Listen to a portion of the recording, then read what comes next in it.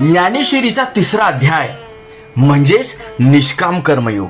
ज्ञानेश्वरीचा तिसरा अध्याय म्हणजेच स्वधर्म पालनाचं मार्गदर्शन आणि ज्ञानेश्वरीचा तिसरा अध्याय म्हणजेच अहंकार त्याग करण्याची शिकवण. अहो, ज्ञानेश्वरीचा तिसरा अध्याय म्हणजे ईश्वराला बुद्धी अर्पण करण्याचे शिक्षण. अहो, ज्ञानेश्वरीचा तिसरा अध्याय म्हणजेच आत्मज्ञानाकडे जाण्याचा प्रवास. चला तर मग माऊलीच्याच मंगलाचरणाने तिसऱ्या अध्यायाला सुरुवात करूया.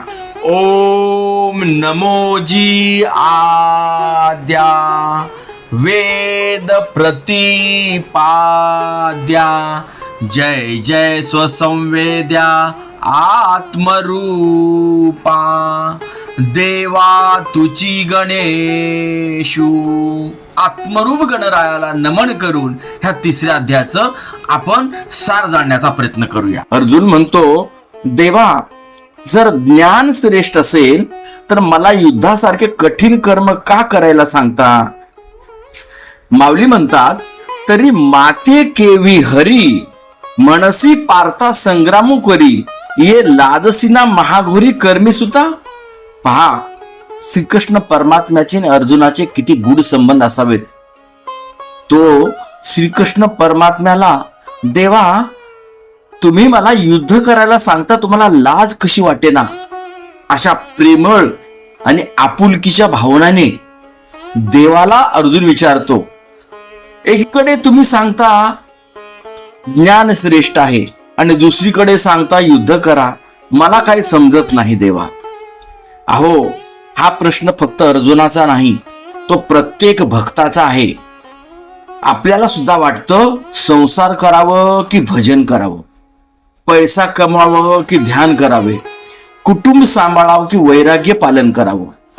तेव्हा श्रीकृष्ण परमात्मा सांगतात, संसार सोडणे महत्वाचे नाही, संसारात राहून मन शुद्ध ठेवणं हे खूप महत्वाचं आहे. अहो, कर्म टाळून मुक्ती मिळत नाही.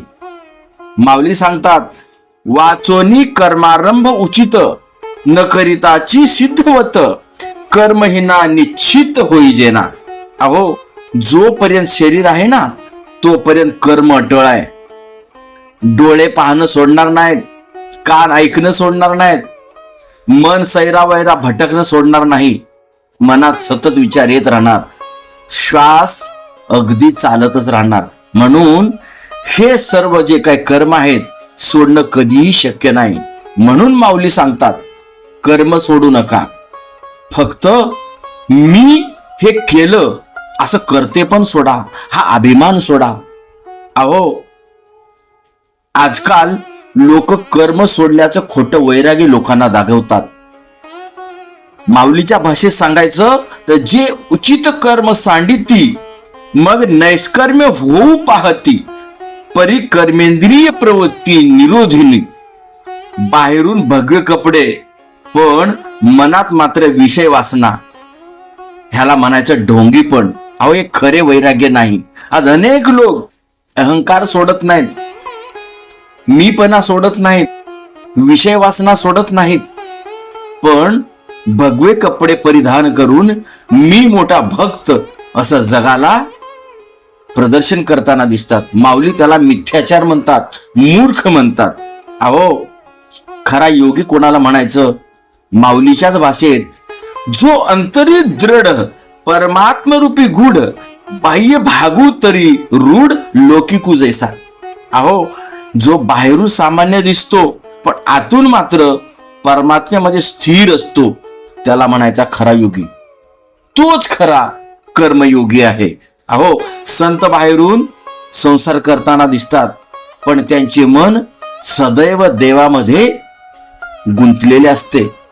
अहो, तुकोबाराय व्यापार करायचे, नामदेवराया शिंपीचे काम करायचे, जनाबाई दळण दळायची, गोऱ्या वेचायची, पण त्यांचं मन मात्र सदैव विठुरायाशी एकरूप असायचं, तल्लीन असायचं.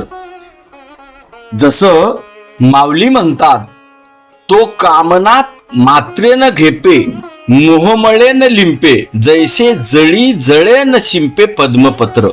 अहो, जसं कमळ पाण्यात असतं पण पाण्याचा त्याला स्पर्शही होऊन देत नाही, अगदी त्या पद्धतीनं जीवन जगणे म्हणजेच निष्काम कर्मयोगी जीवन जगणे.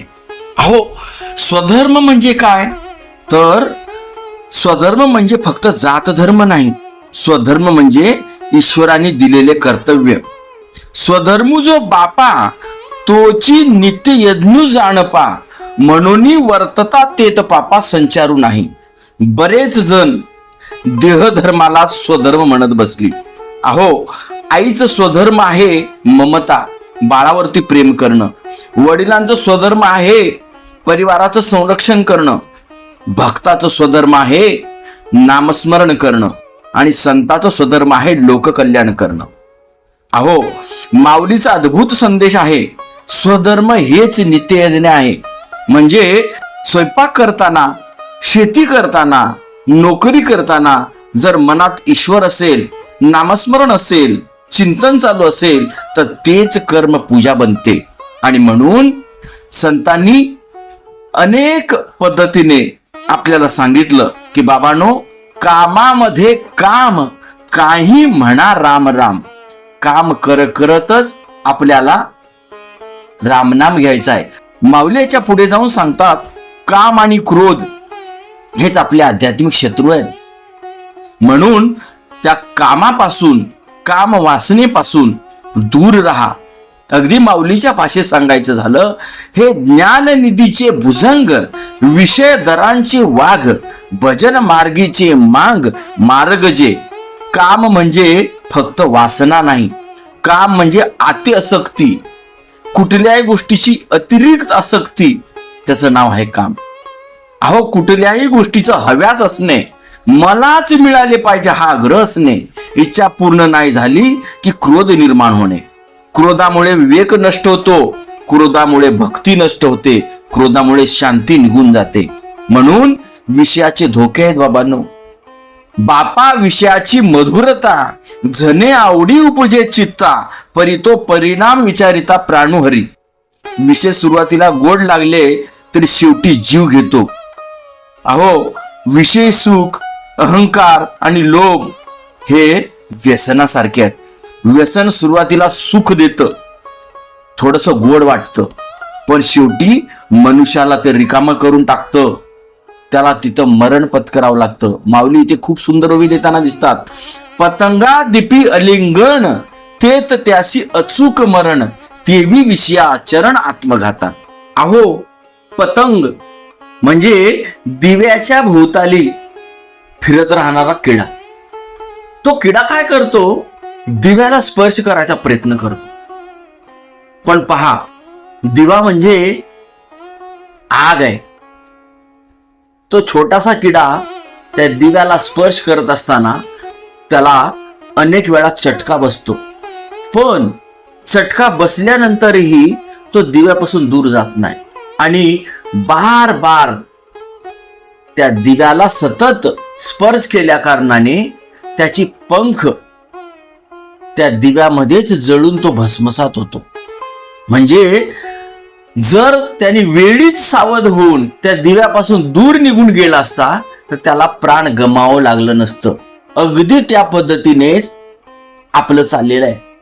विषय वासना हे आपल्याला दिसायला अगदी त्या प्रकाशासारखे आपल्याला ते खूप गोड वाटू लागतं. त्याच्या मोहात आपण पडतो. पण बार बार त्या मोहामध्ये पडून राहणं हे एके दिवशी त्या पतंगासारखं आपलं सुद्धा जीव घेऊ शकतं, असं माऊली इथे सावध करताना आपल्याला दिसतं. म्हणून विषयापासून जर दूर राहायचं असेल तर संतांनी पत्करलेल्या मार्गावरती तुम्हाला चालावं लागेल. येत वडील जे जे करीती, तया नाम धर्म ठेवीती, त्याची येर अनुष्ठिती सामान्य सकळ. म्हणूनच स्वतःचे जीवन जर आनंदमय भाव असं वाटत असेल तर स्वतःपासूनच नामसाधना सुरुवात करा, आत्मचिंतन सुरू करा, स्वधर्माचं पालन करा. अहो, परी उचित कर्मे आघवी, तुवा आचरोनी मज अर्पावी, परिचित वृत्ती नासावी आत्मरूपी. मी करतो हा अभिमान गेला की कर्म बंधन तुटतं.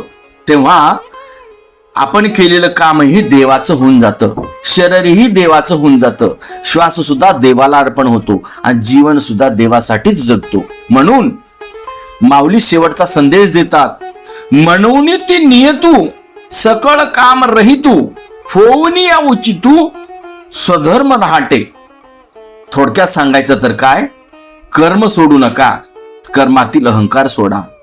संसार करा, पण संसार मन लावून करू नका, म्हणजे त्यात गुंतू नका. मन फक्त देवाकडे गुंतवा. स्वधर्माला पूजा समजून ते कर्म करा. अहो, स्वधर्म म्हणजेच नामस्मरण, स्वधर्म म्हणजेच संतांनी दिलेली शिकवण, स्वधर्म म्हणजेच जिथे आत्मारामाची भेट कशी होईल याचं मार्गदर्शन म्हणजे खरे स्वधर्म. नामस्मरणाने मन शुद्ध होतं. काम क्रोधापासून सावध राहा. सर्व कर्म विठ्ठलाला अर्पण करा. 3ऱ्या अध्यायाचं सार इथेच संपलं. जर आपल्याला ह्या 3ऱ्या अध्यायाचं सार आवडलं असेल तर या व्हिडिओला लाईक करा आणि चॅनलला सबस्क्राईब करून हा व्हिडिओ म्हणजेच 3ऱ्या अध्यायाचं हे गोड सार इतरही लोकांना समजावं म्हणून हा व्हिडिओ इतर ग्रुपला शेअर करण्यास विसरू नका. रामकृष्ण हरी, रामकृष्ण हरी, रामकृष्ण.